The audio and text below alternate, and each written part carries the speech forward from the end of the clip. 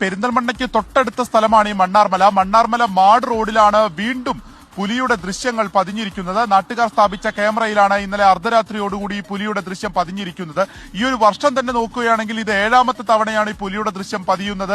4 ദിവസം മുൻപും ഇതേ ക്യാമറയിൽ തന്നെ ഈ ഒരു വലിയ പുലി എന്ന് തന്നെ പറയാവുന്ന പുലിയുടെ ദൃശ്യങ്ങളൊക്കെ കിട്ടിയത്. പക്ഷേ വനം വകുപ്പ് ഇതുമായി ബന്ധപ്പെട്ട ഒരു നടപടിയും ഇതുവരെയും എടുത്തിട്ടില്ല. അവിടെ ഒരു കൂട് സ്ഥാപിച്ചിട്ടുണ്ട്.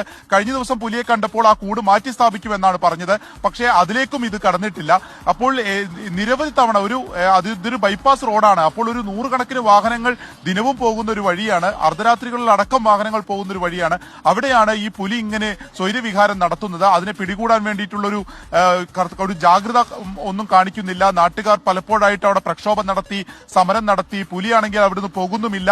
എന്നാൽ ഇതിനെ പിടികൂടാനായിട്ട് വനം വകുപ്പ് ഒരു താല്പര്യം കാണിക്കുന്നില്ല എന്നുള്ള വ്യാപക പരാതിയാണ്. ഇത് ഇങ്ങനെ പോയാൽ കഴിയില്ല എന്ന് പറഞ്ഞുകൊണ്ട് തന്നെ അടുത്ത ദിവസങ്ങളിൽ ഒരു വലിയ സമരം നടത്താൻ തന്നെ നാട്ടുകാർ തീരുമാനിച്ചിരിക്കുകയാണ്.